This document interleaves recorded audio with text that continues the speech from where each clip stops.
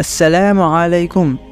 যাবতীয় প্রশংসা আল্লাহর, দরুদ ও সালাম আল্লাহর রসুল সাল্লাল্লাহু আলাইহি ওয়াসাল্লামের উপর। পরম করুণাময় ও অসীম দয়ালু আল্লাহর নামে শুরু করছি। তওবা অর্থ গুনাহ থেকে আনুগত্যের দিকে এবং গফলত থেকে আল্লাহর স্মরণের দিকে ফিরে আসা। তওবা একটি অনিবার্য ইবাদত।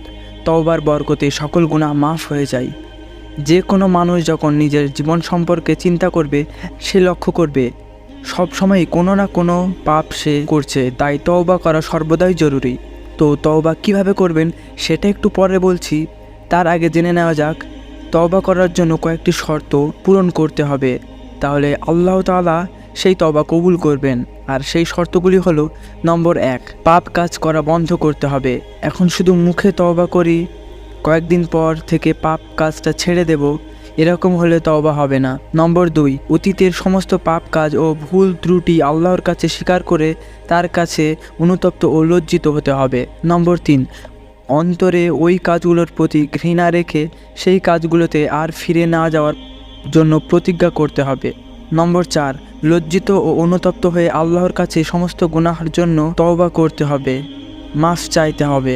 নম্বর 5, কারোর হক নষ্ট করে থাকলে তাকে তার হক ফিরিয়ে দিতে হবে, অথবা যেভাবেই হোক সামর্থ্য না থাকলে অনুরোধ করে ক্ষমা চেয়ে তার কাছ থেকে মাফ করিয়ে নিতে হবে।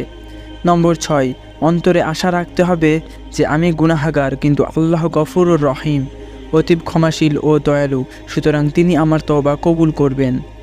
নম্বর 7, তওবা করার পরে প্রাণপণে চেষ্টা করতে হবে পাপ কাজ থেকে সম্পূর্ণ দূরে থাকতে এবং সাধ্য অনুযায়ী বেশি বেশি করে নেক কাজ করার চেষ্টা করতে হবে।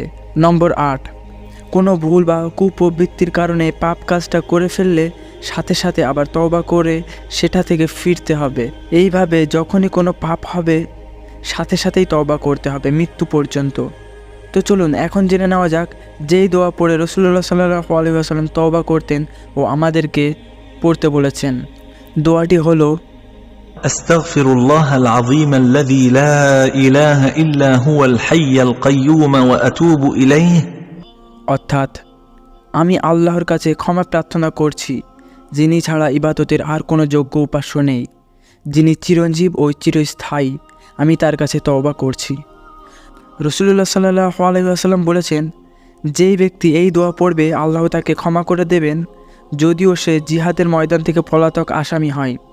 অর্থাৎ সে যদি বড় রকমের গুনাহগার হয়, তবুও আল্লাহ তাআলা তাকে ক্ষমা করবেন। আল্লাহ তাআলা আমাদের সবাইকে আন্তরিক তওবা করার তৌফিক দান করুন, আমিন।